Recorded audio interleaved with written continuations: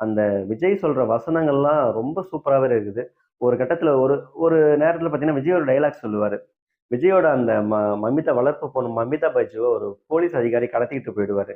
வேணும்னே என்கிட்ட இல்லன்னு சொல்லி அந்த தப்பா நடந்துக்கிறதுக்கு அந்த போலீஸ் அதிகாரி முயற்சி பண்ணுவாரு. அப்போ ஒரு ஃபோன் கால் பண்ணுவாரு விஜய். அப்ப சொல்லுவாரு, "நாளையில இருந்து உனக்கு 2 நிழலு. ஒண்ணு உன்து, இன்னொன்னு என்து" அப்படின்னுவாரு. அந்த டயலாக்லாம் உண்மையிலேயே வேற லெவல்ங்க. உண்மையிலே அந்த டயலாக் வேற லெவல். "நாளையில இருந்து உனக்கு 2 நிழலு. ஒண்ணு உன்து, இன்னொன்னு என்து" அப்படின்னு சொல்றதெல்லாம் வேற லெவல்.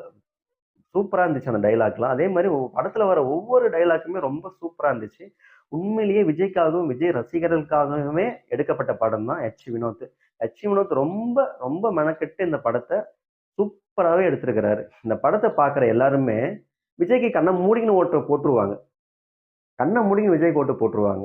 அந்த அளவுக்கு படத்த எடுத்து வச்சிருக்கிறாங்க. ஏன் நம்ம உதயநிதியா இருந்தாலும் சரி, இன்ப நிதியா இருந்தாலும் சரி, புழு சட்டை மாறனா இருந்தாலும் சரி, இந்த படத்த பார்க்குற எல்லாருமே விஜய்க்கு ஓட்டு போட்டுருவாங்க. விஜய் ஆமா விஜய் நல்லவர் தானே அப்படின்னு விஜய்க்கு ஓட்டு போட்டுருவாங்க. அந்த அளவுக்கு திங்க் பண்ண வச்சுடுவாங்க. அந்த அளவுக்கு படத்த எடுத்து வச்சிருக்கிறாங்க இந்த ஜனநாயகன் படத்த.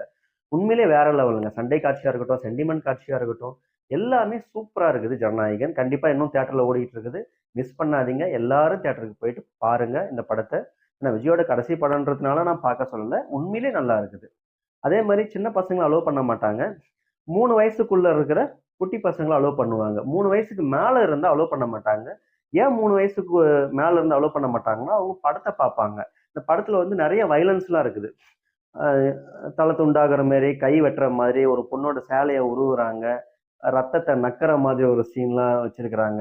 இதெல்லாம் வயலன்ஸ். அதனால சர்டிபிகேட் இந்த படத்துக்கு குடுத்ததுனால, 3 வயசுக்கு மேல இருக்கிற குழந்தைங்கலாம் அலோவ் பண்ண மாட்டாங்க. 3 வயசுக்குள்ள இருந்தா மட்டும் தான் அலோவ் பண்ணுவாங்க. ஏன் 3 வயசுக்குள்ள இருக்கிறவங்க அலோவ் பண்றாங்கன்னா, அதாவது அவங்க படத்த பார்க்க மாட்டாங்க அப்படின்ற ஒரு நம்பிக்கையில தான் அப்படி பண்றாங்க.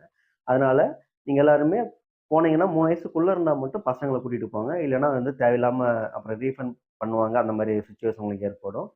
அதாவது எல்லாருமே பார்க்க வேண்டிய படம். எனக்கு இன்னொன்னு கூட தோணுது. அதாவது படம் நல்லா ஓடி முடிஞ்சதுக்கு அப்புறம், இந்த தேவையில்லாத இந்த காட்சிகள்லாம் நீக்கிட்டு, எல்லாரும் பார்க்குற மாரி கூட திருப்பி படத்த விடலாம். அப்படின்ற மாரி எனக்கு ஒரு சின்ன யோசனை தோணுது. இத நீங்க உங்க படக்குழு தான் நீங்க முடிவு பண்ணணும். நீங்கள் பார்த்துக் கொண்டிருப்பது உங்கள் அதியன் தமிழ் டாக்கீஸ். இந்த ரிவ்யூ உங்களுக்கு புடிச்சிருக்கும்னு நெனைக்கிறேன். சப்ஸ்கிரைப் பண்ணுங்க, லைக் பண்ணுங்க, ஷேர் பண்ணுங்க. நன்றி, வணக்கம்.